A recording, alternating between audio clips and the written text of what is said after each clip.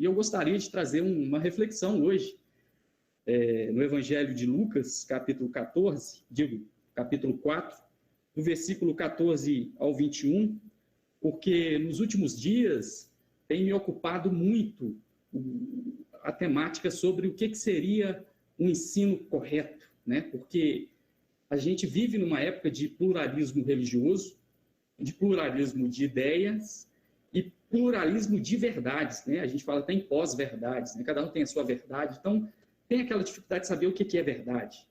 E quando se trata de espiritualidade cristã, existe uma outra coisa, né? Que é saber o que é a doutrina correta, o que é evangelho, né? No meio de tantos falsos ensinos, sempre surge aquela ideia do que é. Nós sabemos o que é heresia, mas nós queremos saber o que é ortodoxia. Ortodoxia com essa ideia de querer saber o que é verdade. E isso tem ocupado meu coração, e lendo os evangelhos e vendo a mensagem de Jesus, a repercussão que a mensagem de Jesus trouxe nas multidões, quando ele começa a pregar a mensagem do reino, surgiam justamente essas perguntas: que doutrina é essa? Que doutrina é essa? Será que isso é verdade? A gente sempre fica com essa preocupação de querer saber que doutrina é essa. E Jesus começa a pregar de uma maneira muito diferente. Diz o texto, os evangelistas, que eles maravilhavam-se da doutrina de Jesus, porque, e a doutrina aqui é a mensagem, né, é um ensino, porque ele falava como quem tem autoridade. Havia uma coisa diferente ali. E a verdade não é um conceito em Jesus, a verdade é uma pessoa. E isso tem que ser bem claro para a gente. Eu gostaria então de ler esses versículos. Quando Jesus começa a pregar, ele tem a experiência lá no deserto, quando ele é tentado, né, no deserto, depois de jejuar, e ele volta para Galileia pregando, e a reação é muito bonita. A descrição até do evangelista Lucas, eu acho uma das mais belas, quando se comparado com os demais, porque ele traz detalhes de uma presença diferenciada em Jesus, que é a presença do Espírito Santo, a ênfase no Espírito Santo, na mensagem de Jesus, com a presença do Espírito Santo, é o que me chamou a atenção. Vamos lá para o texto, e aí a gente vai tricotando aqui a nossa introdução. Permita-me tirar o óculos para ler, porque agora estou tirando o óculos para ler. Capítulo 4, versículo 14, diz assim: então Jesus, no poder do Espírito, regressou para a Galileia. Ele tinha saído ali da experiência da tentação, né?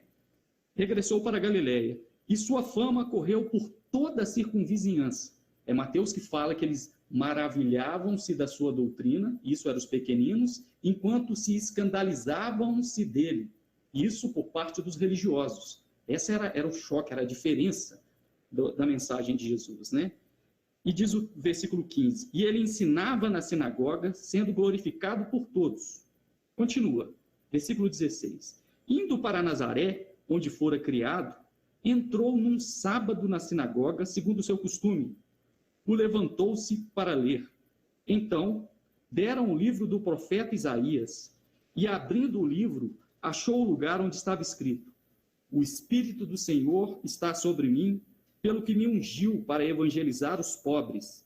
Enviou-me para proclamar libertação aos cativos e restauração da vista aos cegos, para pôr em liberdade os oprimidos, e apregoar o ano aceitável do Senhor. Olha que quanta característica linda na mensagem de Jesus, a presença do Espírito Santo. Jesus não vem com uma verborragia, Jesus não vem com muitas palavras, ele vem com o poder do Espírito Santo, com uma mensagem de acolhimento e socorro aos pobres, de libertação dos oprimidos, e uma mensagem de acolhimento, graça irresistível, de graça escandalosa, ano aceitável do Senhor, sem burocracia religiosa. A mensagem de Jesus encantava as multidões justamente por isso, de um Senhor aceitável, de um Senhor acolhedor.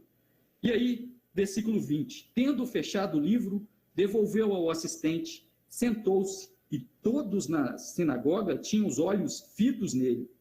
Então Jesus passou a dizer-lhe: hoje se cumpriu a escritura que acabais de ouvir.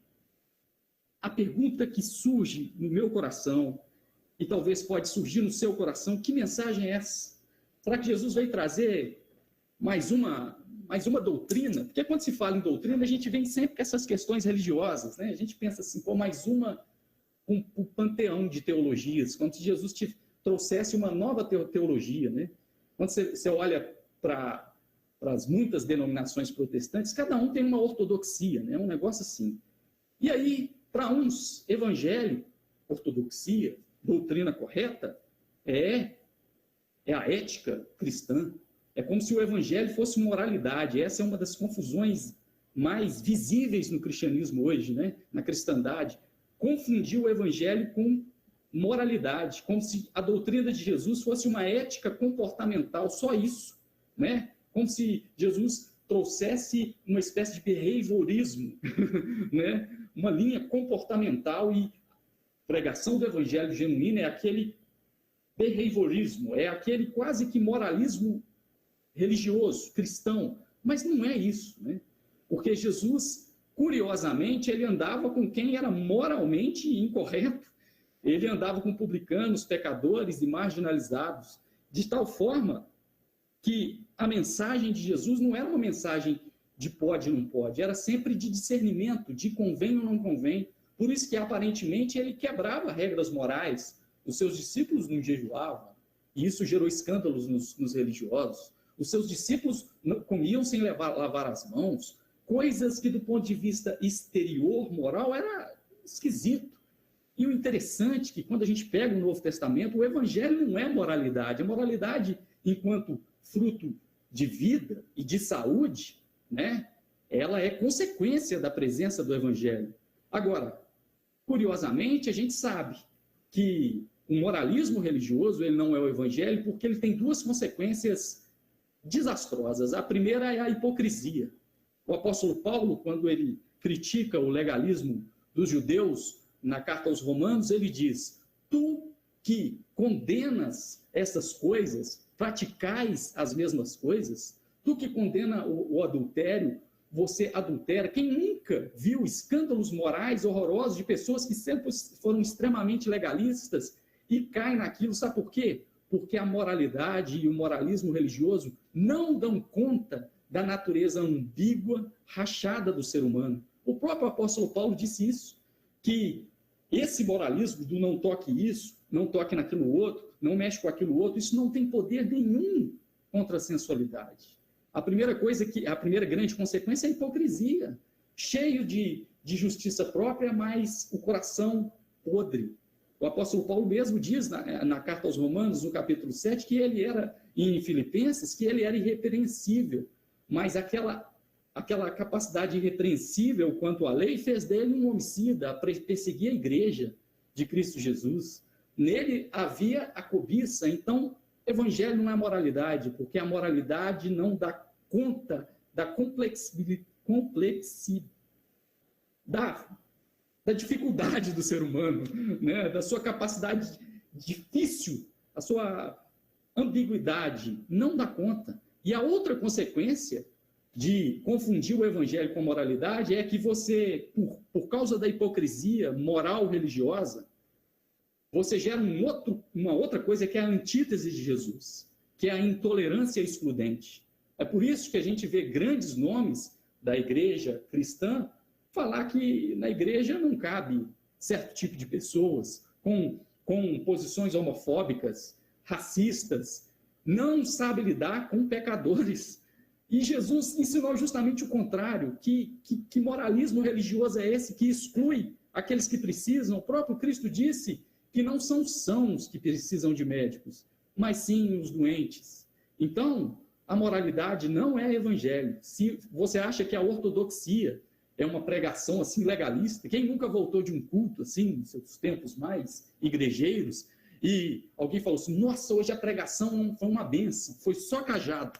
A gente associava bênção com legalismo, com moralismo, que não tem poder nenhum contra a sensualidade e gera hipocrisia e gera intolerância excludente. É por isso que Jesus diz que ele não veio para destruir as almas humanas, mas para salvá-las. É por isso que ele andava com publicanos, pecadores, marginalizados, e era escândalo para os religiosos hipócritas, que não olhavam para dentro de si. Evangelho, pregação do evangelho não é moralidade. É a primeira coisa. Isso não é. A segunda coisa é que a pregação do evangelho não é uma linha filosófica, né? Não é uma linha filosófica existencial. O que surpreendia muito a mensagem de Jesus é que Jesus chegava na sinagoga para ensinar e expulsava um espírito imundo da vida de um sujeito e curava a mão de um sujeito com a mão mirrada. Que mensagem é essa? Não é uma nova filosofia de vida, não é uma ideologia, coaching, seja o que for, é espírito. Isso que a gente tem que ter. Por isso que não dá para colocar e comparar o Evangelho de Jesus, colocar no panteão das religiosidades, porque o próprio Cristo disse, o que eu estou falando aqui não é um escolasticismo, não é uma escolástica. O que eu digo são espírito e vida. E a comunidade dos seguidores de Jesus de Nazaré tem que entender que nós não seguimos uma linha filosófica existencial, nós não seguimos uma ética comportamental, nós temos uma espiritualidade viva. Nós portamos o ministério do espírito e não da letra, seja qual letra for, se for letra filosófica, se for letra religiosa, se for letra legalista. A grande mensagem de Jesus é espírito. O apóstolo Paulo, escrevendo aos Coríntios, na segunda carta, ele diz, quando eles estavam lá duvidando da sua autoridade apostólica, o apóstolo Paulo disse, quando eu estive aí com vocês, eu não falei só por palavras, mas também pelo poder do Espírito. É por isso que quando tem uma discussão teológica, filosófico-teológica, entre Jesus e os fariseus, quando Jesus, diante de um aleijado, fala que os seus pecados estão perdoados, filosófico-teologicamente falando, aquilo é uma blasfêmia, mas Jesus não vem com uma nova filosofia, ele vem com espírito de libertação. Aí Jesus vira para eles e fala, o que é mais fácil? Seria blasfêmia dizer perdoados estão os seus pecados? Então, para que saibais que o Filho do Homem tem autoridade para perdoar os pecados, levanta e anda. Porque o Evangelho não é mais uma linha filosófica, é uma espiritualidade viva. É tão viva que, nesse momento, enquanto se ouve uma mensagem, enquanto se conecta ao Espírito, ele está aqui no nosso meio, no meio virtual, cada um na sua casa, mas ele já vai visitando pelas ondas aí da internet, tocando corações e dizendo, olha, vocês não seguem uma filosofia, vocês são tomados por um Espírito que os guia a toda a verdade. O Caio Fábio escreveu postou uma frase dele recentemente, que eu até anotei, eu achei muito bonito. Ele fala assim, a fé que é produzida apenas pela informação histórica não é fé, é gnosticismo. Tem muita gente gnóstica, que tem só a tradição filosófica, mas o espírito está morto. Jesus fala de uma necessidade, de uma familiaridade, de uma intimidade com o Espírito Santo. Isso não tem nada a ver com pentecostalismo, isso tem a ver com o Evangelho, isso tem a ver com Jesus. As minhas palavras são espírito e vida. É por isso que nas cartas às igrejas do Apocalipse, quando Jesus se apresenta à igreja de Sardes, que era uma igreja que tinha fama de que era viva, tem fama de que vives, mas estás morta. A credencial de Jesus, quando apresenta aquela igreja, ele diz, assim diz aquele que tem os 7 Espíritos de Deus. Muitas vezes tem filosofia religiosa, tem moral religiosa, tem comportamentalismo religioso, tem teologia, mas não tem espírito. Porque a doutrina, o ensino de Jesus é espírito. É espírito, e ele não nos deixou órfãos. Pensando nesse diferencial da mensagem de Jesus, que é essa que visita, eu gostaria de lembrar algumas coisas sobre a presença do Espírito Santo na nossa vida, porque no Evangelho nós não temos teologia humana, nós temos revelação do Espírito Santo. É por isso que quando Jesus encontra um mestre fariseu, um doutor, cheio de teologia, ele fala que é necessário nascer de novo, e que aquele homem todo graduado não compreendia coisas que pequeninos estavam compreendendo. A esse Jesus diz: tu és mestre em Israel e não sabe essas coisas. Faltou aquele toque. É por isso que o Caio falou com propriedade aqui: a fé tem que alcançar o âmago do ser, tem que tocar, fazer uma nova criação dentro, tem que ter aquela certeza que nós não estamos falando de uma ideologia, nós estamos falando de um espírito dentro de nós. Isso faz toda a diferença. Nós não estamos falando de gnosticismo. Esse é um grande problema, meus irmãos, porque para muitos o Espírito Santo não é algo tão vivo assim.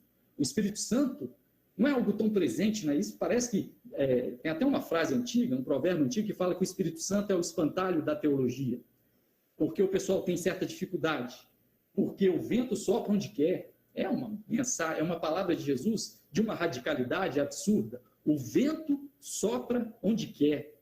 Esse vento capaz de ouvir as orações de um centurião pagão, que Jesus visita Pedro, o Espírito visita Pedro, fala: ó, vai, Pedro, e vai lá, vai visitar esse centurião e fala para ele que as suas orações foram ouvidas. Teologicamente estranho, orações de um pagão ser ouvidas, mas o vento sopra aonde quer. E a gente tem que ter sempre essa certeza de que o que move a nossa espiritualidade é o Espírito. E Jesus deixou isso muito claro, quando no Evangelho de João, no capítulo 16, ele fala: eu vou para o Pai, mas eu não vos deixarei órfãos, eu enviarei o Consolador.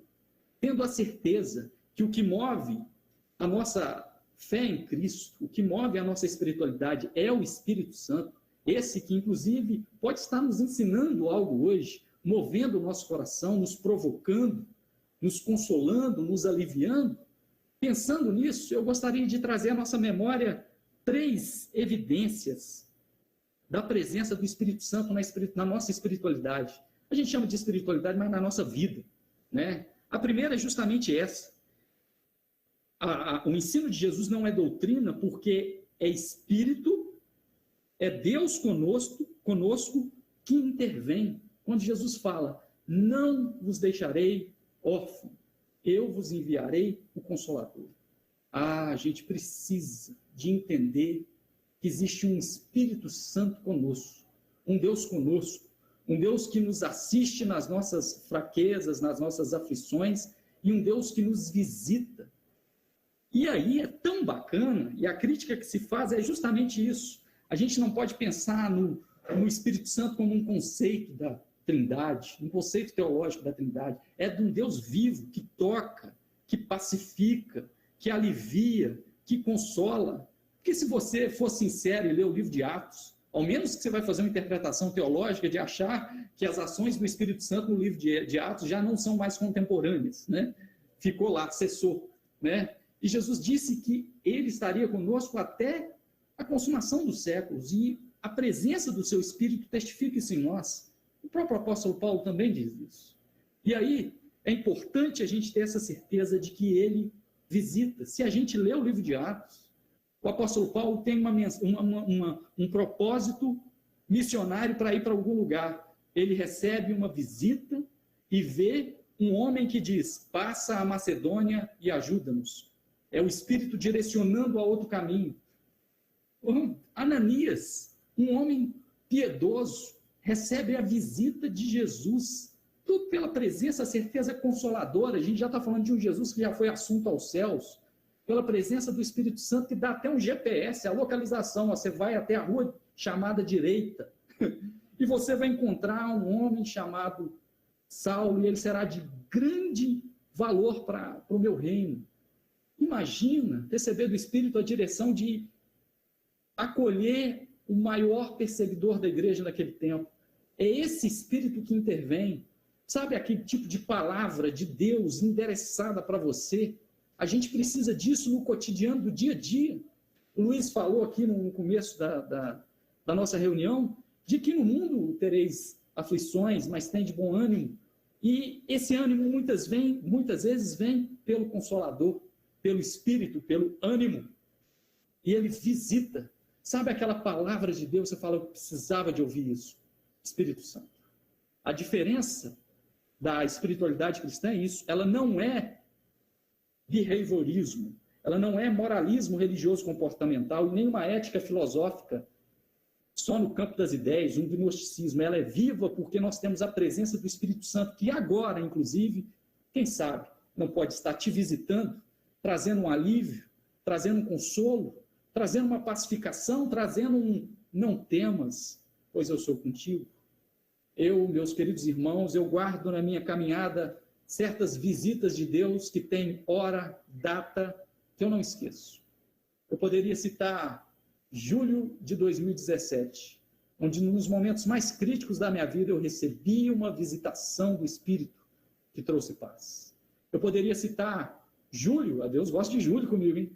Julho de 2006, que o Espírito Santo visitou e trouxe paz. Fora as consolações do caminho, os alívios do caminho, do dia a dia, onde ele visita e traz paz e fortalece, é o Espírito Santo. Então, a gente tem que lembrar que em Cristo não há uma nova teologia, não há uma nova doutrina, há Espírito, há uma espiritualidade viva. Então, a primeira coisa é isso. Espírito Santo é Deus conosco que intervém. Segunda coisa, Espírito Santo é Deus conosco em nossas fraquezas. É um negócio assim, difícil para a religião hipócrita, intolerante e excludente compreender.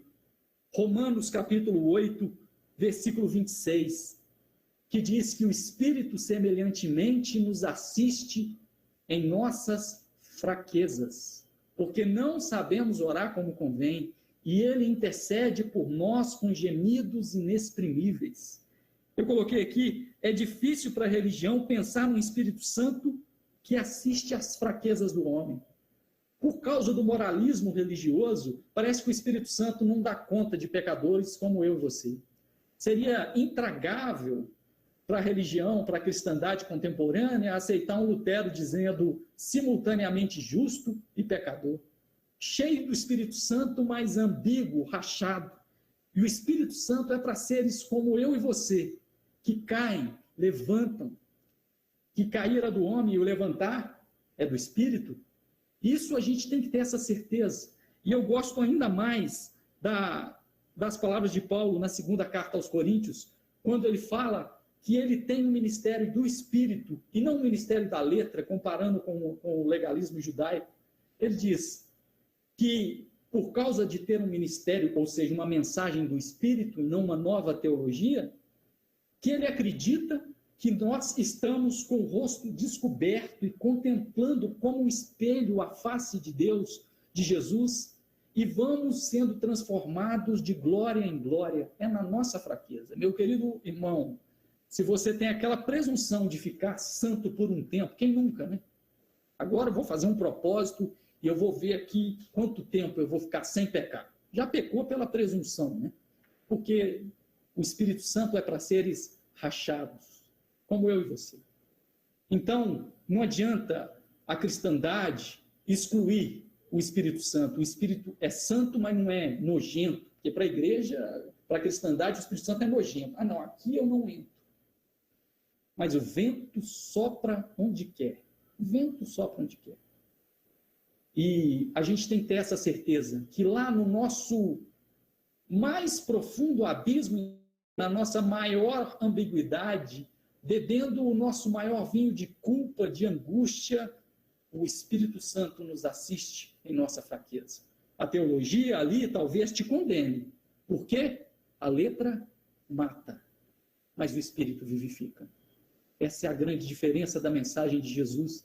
É por isso que se ouvia Jesus dizer e perguntava, que mensagem é essa?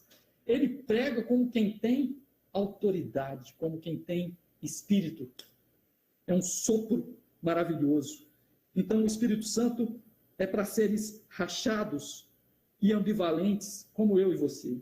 E a terceira coisa que faz a grande mensagem de Jesus ser incomparável é que é o Espírito que nos guia a toda verdade.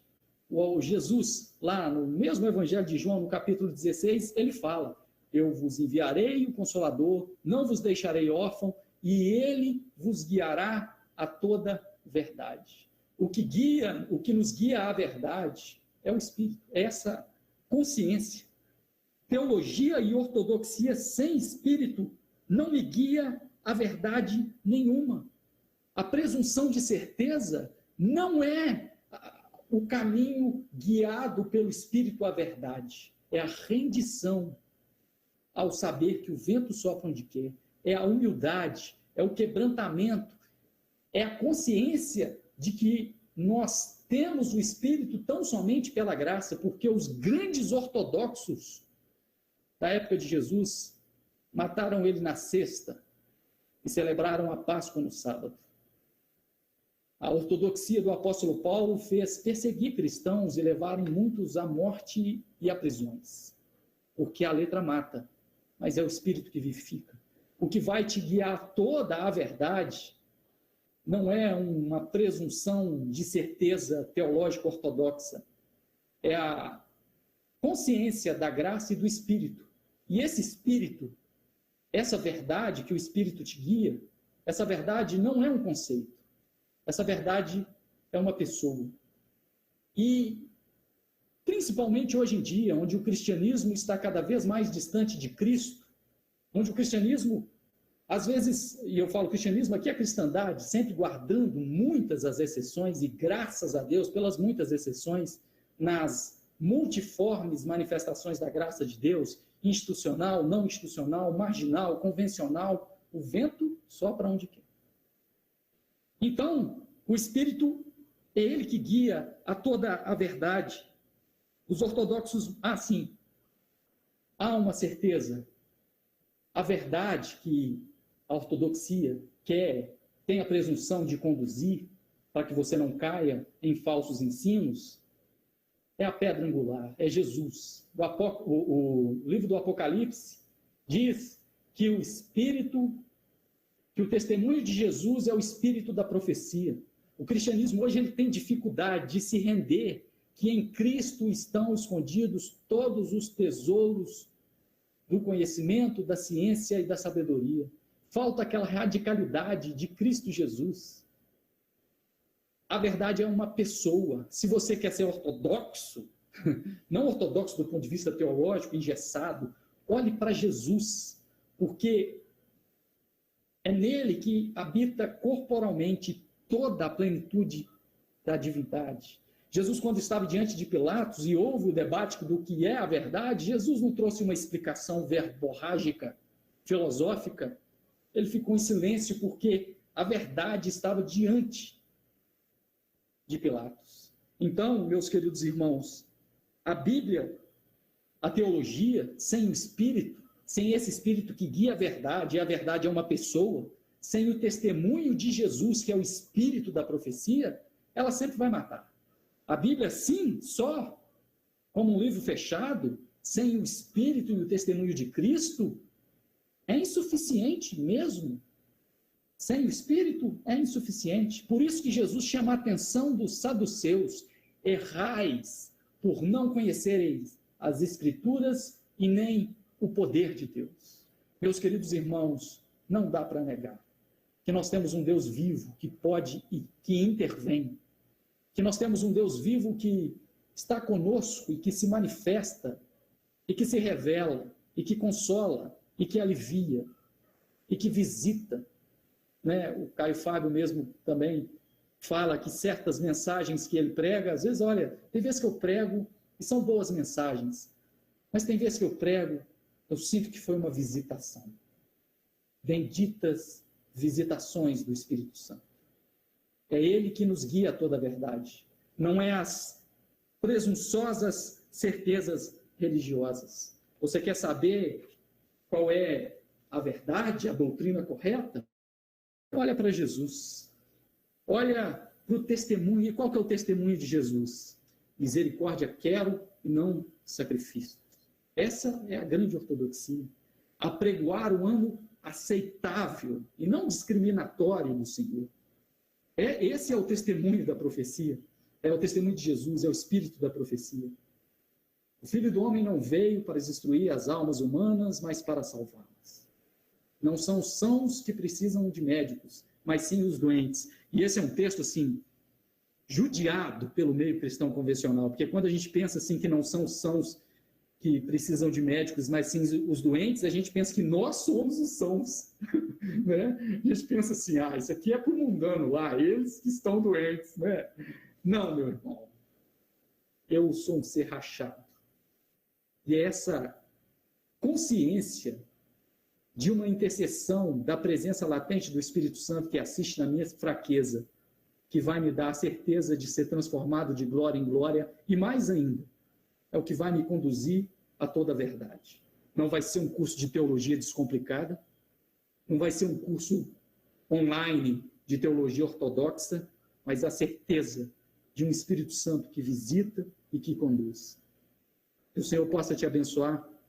Quem sabe você não precisava de ouvir algo assim, de um Deus que pode intervir na sua aflição, na sua angústia, na sua dificuldade. Vamos orar.